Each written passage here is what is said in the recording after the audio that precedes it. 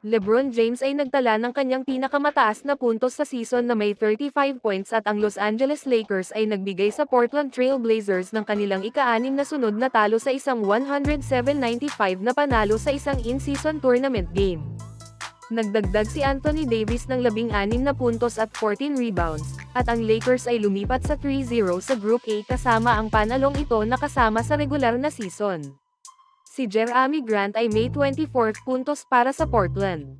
Sa pagkatalo, ang Blazers ay bumagsak sa 1-2 sa torneo at natanggal sa pagkakataon na manalo sa kanilang grupo. Ang Lakers ay nanguna ng hanggang 17 puntos sa huling quarter. Ang 3-pointer ni Rui Hachimura ay naglagay sa Los Angeles sa harap na 97-83 na may higit sa 7 minuto na natitira, na nagpadala sa mga fans sa mga exit. Si James ay nakalista bilang questionable dahil sa isang calf contusion ngunit siya ay naglaro na may sleeve sa kanyang calf, na nagtapos na may 9 na assists. Ang Los Angeles ay nagpatuloy sa kanyang mga starter hanggang sa dulo, dahil ang point differential ay mahalaga sa mga standing ng grupo. Ang Lakers ay nanguna ng hanggang 13 puntos sa unang quarter at nagdala ng 30-23 na lead papunta sa pangalawa. Pinahaba nila ito sa 54-40 sa 3-pointer ni D'Angelo Russell bago pumasok sa halftime na nasa harap na 60-50. Ang 3-pointer at libreng tira ni Jerami Grant para sa Portland ay nagpaliit ng agwat sa 63-60 maaga sa ikatlo. Ang Blazers ay nakalapit hanggang 68-67 sa threes ni Skylar Mays. Si Russell ay natapos na may 14 puntos para sa Lakers, na galing sa isang 125-110 na pagkatalo sa Sacramento Kings, na tumapos sa 3 sunod na panalong laro.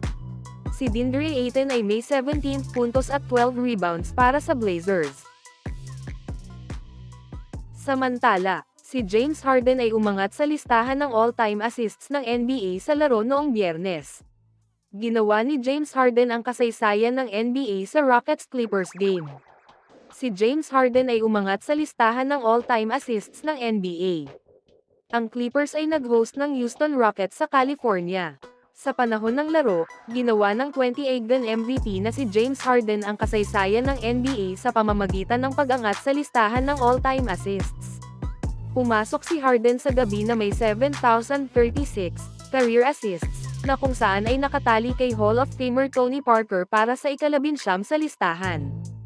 Ngayon ay lumampas na siya kay Parker, at ang susunod na manlalaro para sa kanya na malampasan ay ang Hall of Famer na si Tim Hardaway, 7,095.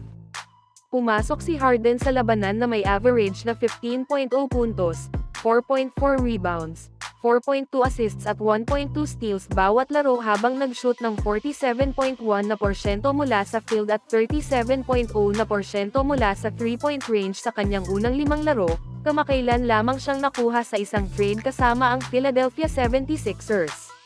Ang 34 na taong gulang na si Harden ay orihinal na pangatlong pick sa 2009 NBA draft mula sa Arizona State at nasa kanyang ika-15 na season sa liga.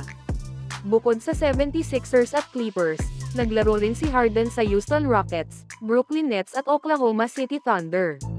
Noong nakaraang season, nag-average siya ng 21, 6.1 rebounds, 10.7 assists at 1.2 steals bawat laro habang nag-shoot ng 44.1% mula sa field at 38.5% mula sa 3-point range sa 58 na laro kasama ang 76ers.